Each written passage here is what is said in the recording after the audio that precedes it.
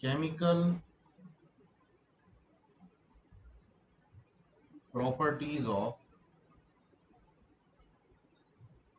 ethers.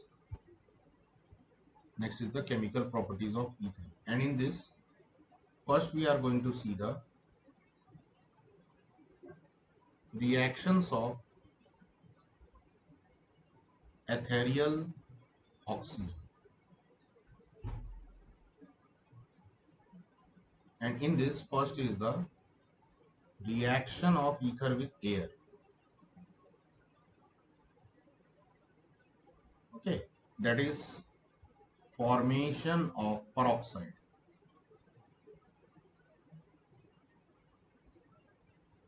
Formation of the peroxides.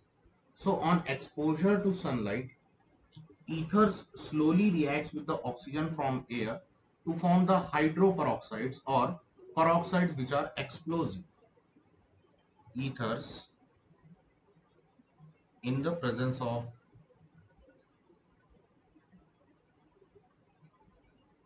sunlight slowly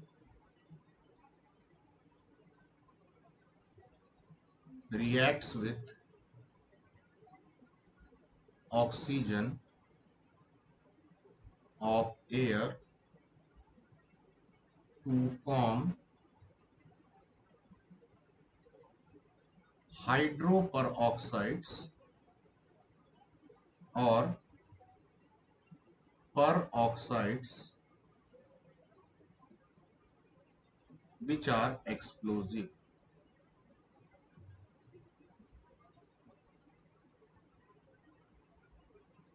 Which are explosive. For example, CH3CH2 or CH3CH2, that is diethyl ether, is reacting with oxygen in the presence of light to form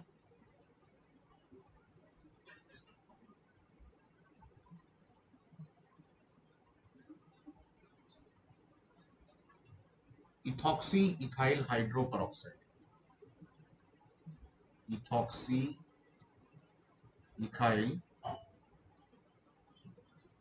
hydroperoxide. Okay, these peroxides are unstable compounds. Okay, so these peroxides which are formed out here, they are unstable compounds and are hazardous because they decompose violently on heating.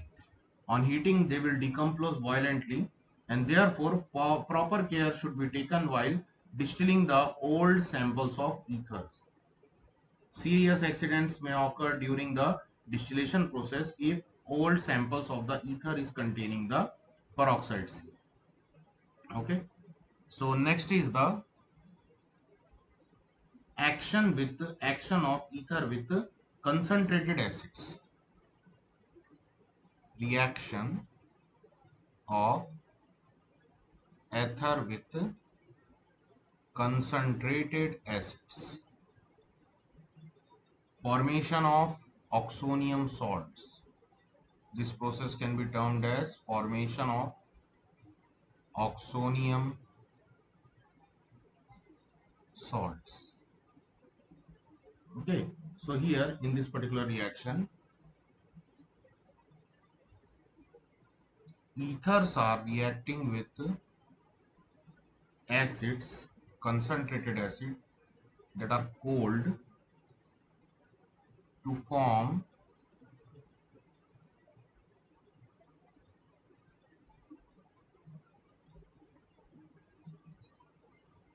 dialkyl oxonium hydrogen sulfate.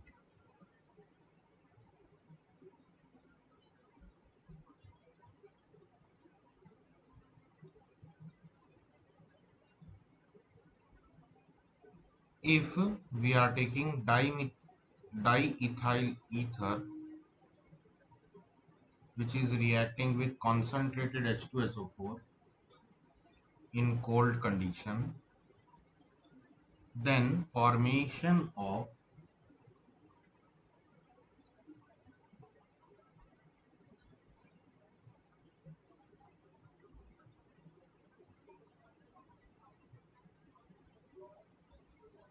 diethyl oxonium hydrogen sulfate will take place.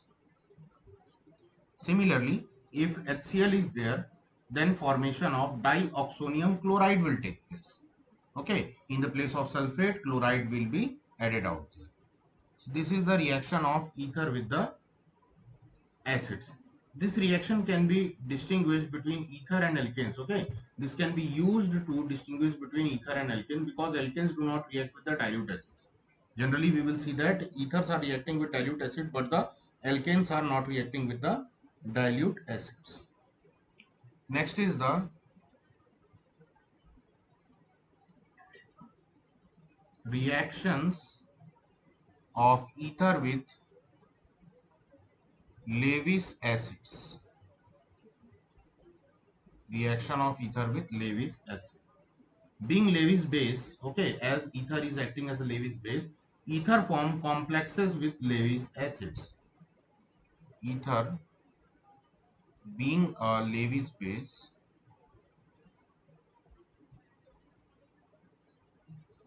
forms complexes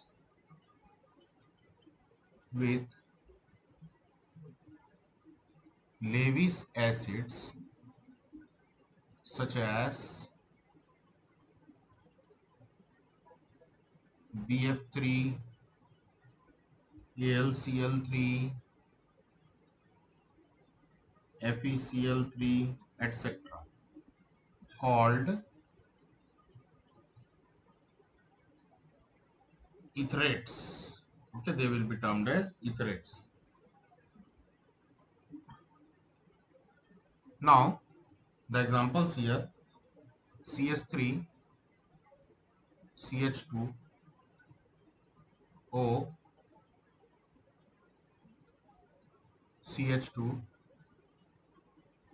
CS3 plus BF3. So here CS3, CH2, O, CS3, CH2, and lone pair of electrons will be donated or it will be shared with the BF3 by the oxygen. Okay, so boron trifluoride etherate. The name of this compound is boron trifluoride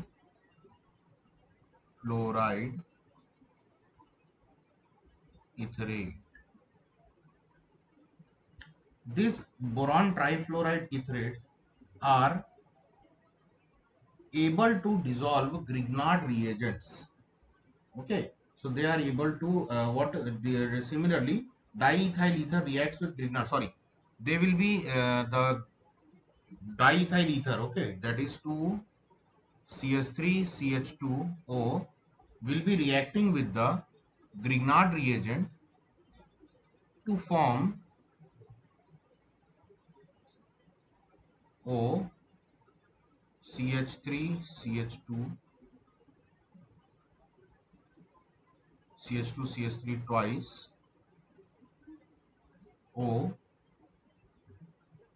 CH3 CH2 twice X, that is Grignard reagent etherate.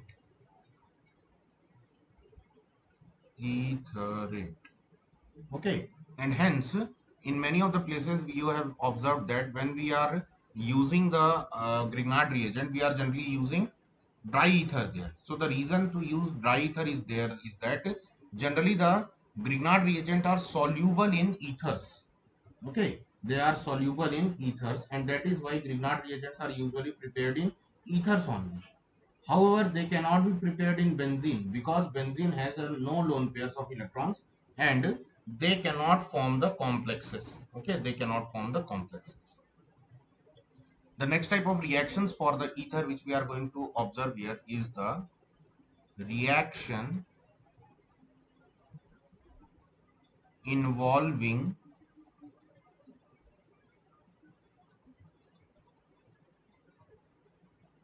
cleavage of carbon oxygen bonds. Cleavage of carbon oxygen bonds. Okay. Ethers are less reactive of the functional groups. Ethers are less reactive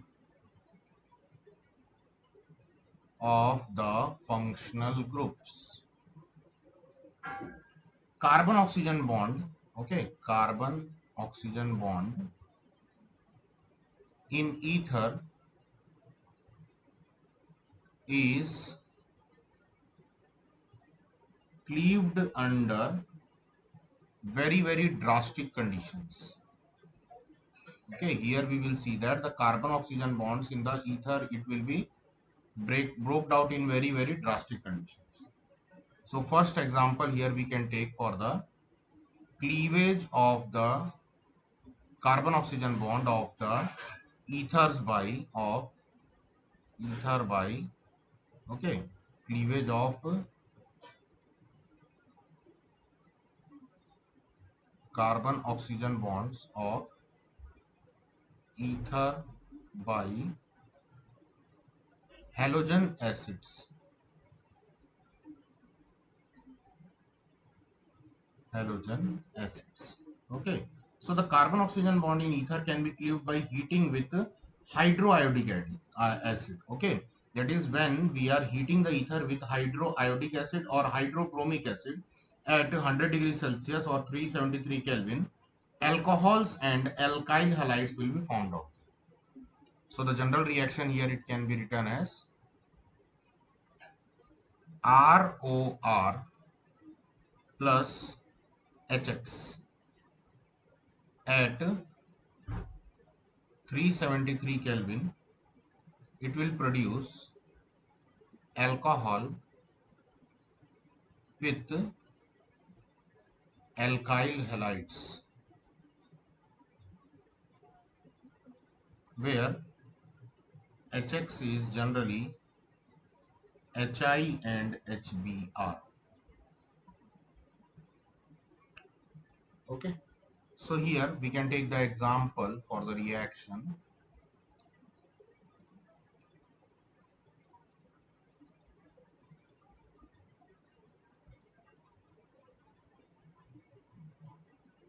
CH3 CH2O CH2 CH3, that is diethyl ether. I have taken the example. It is being heated with hydroiodic acid at 373 Kelvin. So here the formation of CH3 CH2OH will take place, and CH3 CH2I will also take place. That is ethyl iodide and ethyl alcohol will take place. So what is the mechanism of this reaction? So the mechanism of this reaction here is that here CH3 CH2O CH3 CH2, sorry, CH2 CH3. Okay, so the oxygen's lone pair, it will, the ether molecules being Lewis base. Okay, as we have studied before also, that ether molecules are Lewis base. So it will get it gets protonated by the hydrogen of the acid. Okay, it will get protonated by the hydrogen of the acid, that is hydroiodic acid or hydrochromic acid.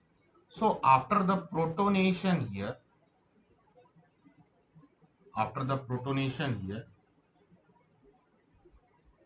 a plus charge will be obtained by the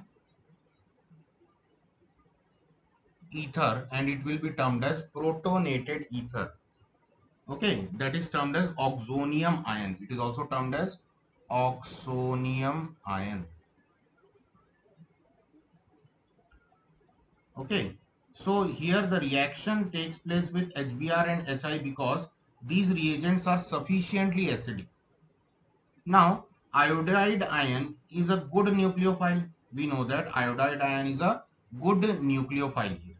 Okay, so what it will do, due to its nucleophilic nature, it will get attracted towards the nucleophile here. Okay, it will get attracted towards the nucleophile here, and here what will happen here, the oxygen will take out its lone pair here, and the iodide will react with the carbocation. Okay, sorry, here the carbocation will be the compound, the carbon atom which is breaking the bond with oxygen here. Okay, so here the formation of carbocation will take place, and here the iodide, which is a nucleophile, okay, which is a nucleophile, it will attack on this carbocation, and hence it will occur as a SN2 reaction.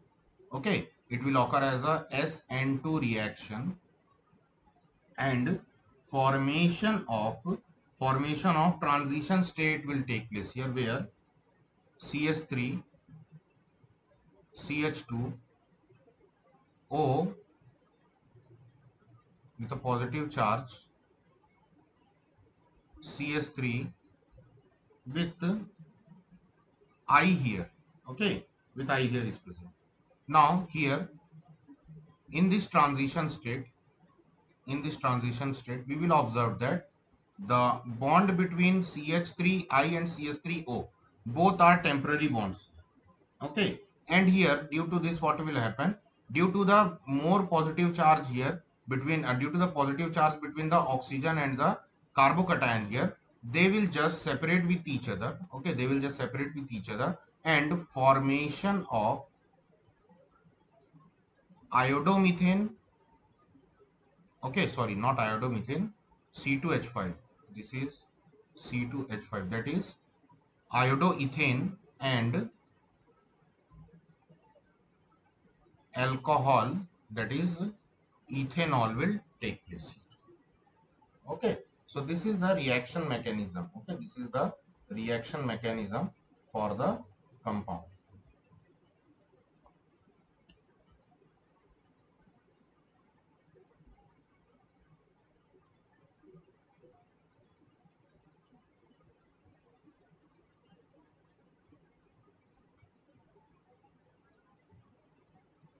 So here the reactivity series for the alcohols will be that HI will be more reactive with ether as comparison to that of the HBr, and HBr will be more reactive as comparison to that of the HCl.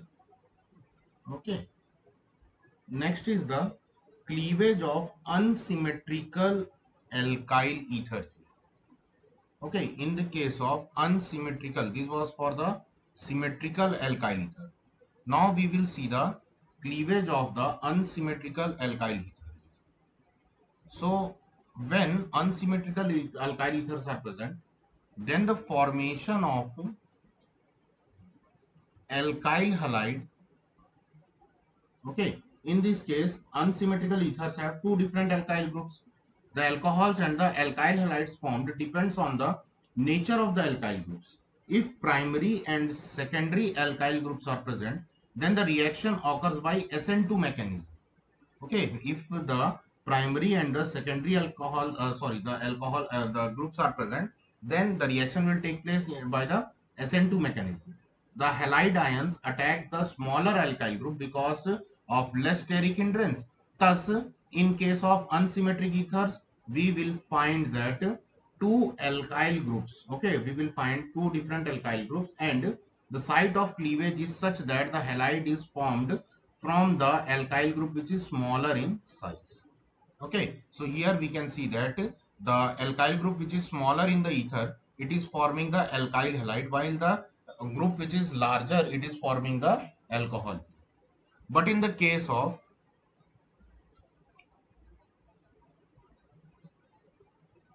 alkyl groups which are containing primary and secondary alkanes, okay, primary and secondary alkyl groups, then also the compound formation will be there, that the smaller group, okay, the smaller group alkyl group will be forming the alkyl halides, and the larger group, it will be forming out the alcohol, and that also second degree alcohol. Okay, second degree alcohol will be formed out. The reaction for the isopropyl, okay, for the isopropyl ether here is that the reaction mechanism here is that the isopropyl ether and HI. So here the protonation of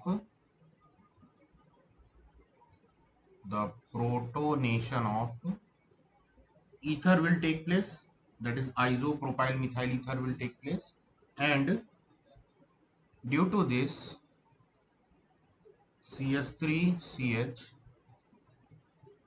CH3O protonated ether will be formed out here with an iodide ion. Now iodide ion, it will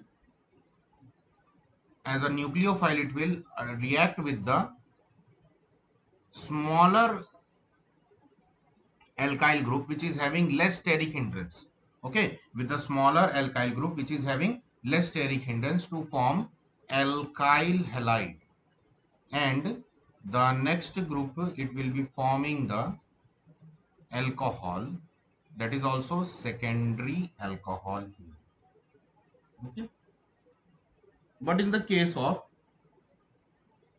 tertiary groups, okay, that is tertiary ethers, tertiary butyl methyl ether. For taking an example of tertiary butyl methyl ether, here when it is been reacted with hydroiodic acid, here the just opposite will be the formation, that the bigger group or the larger group is forming the alkyl halide, and the smaller group is forming here the alcohol. So what is the mechanism here? The mechanism here, it will be CCS3 CH3 CH3. So here the mechanism is SN1 mechanism. Okay, here it is the SN1 mechanism. So here the oxygen gets protonated here. Oxygen gets protonated here, and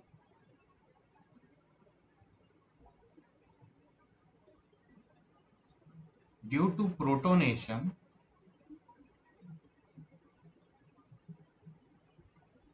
of oxygen here, oxonium ion will be formed out. Oxonium ion will be formed out. Okay, and the oxonium ion which is formed out here,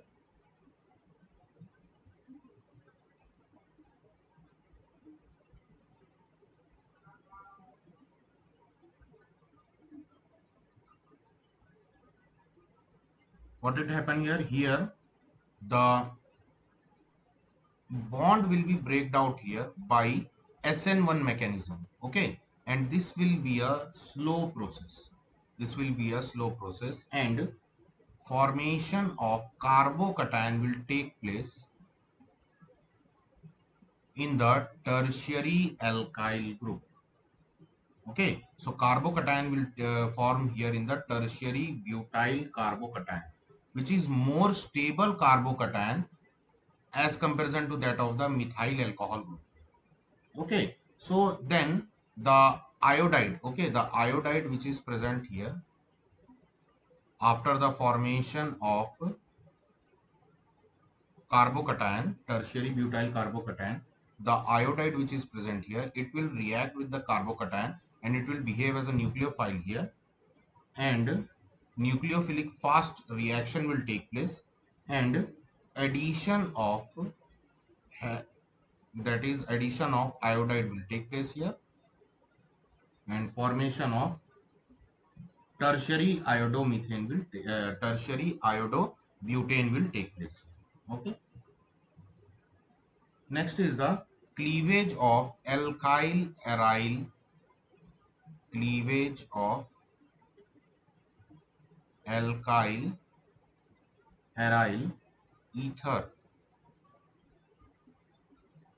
So here we can take example for alkyl aryl ether OCH3, that is anisole, plus hydroiodic acid. Here the formation of alcohol will take place, and alkyl halide, that is from the smaller group, alkyl halides will be formed out here.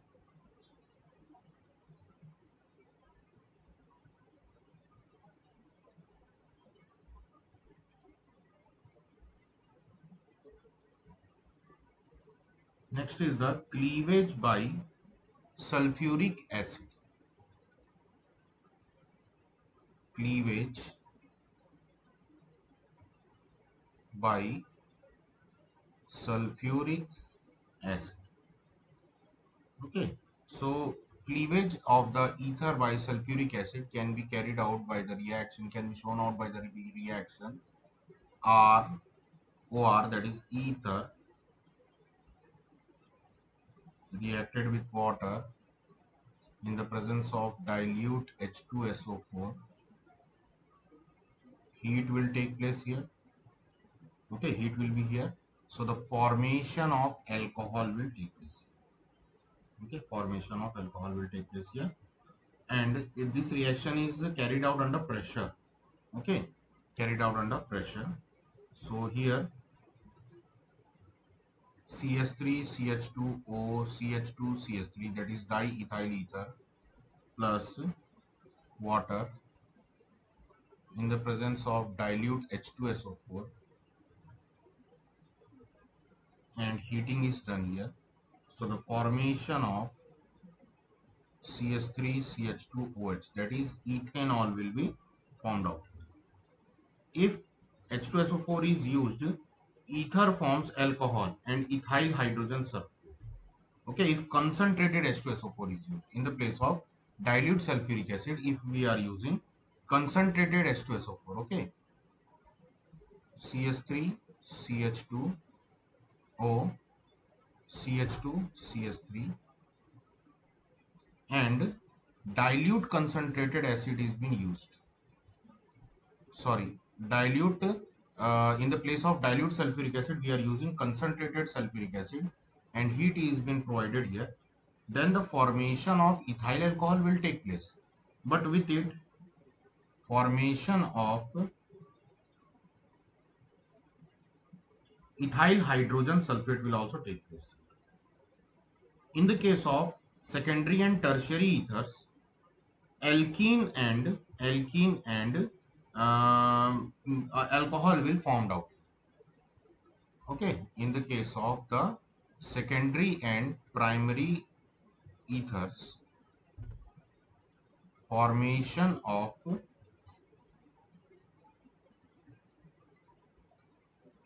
alcohols, that is here CH3OH, that is methanol, and alkene will be taken place here, that is prop 2-methyl isobutylene. Okay, here it will take place for the formation of isobutylene. Okay,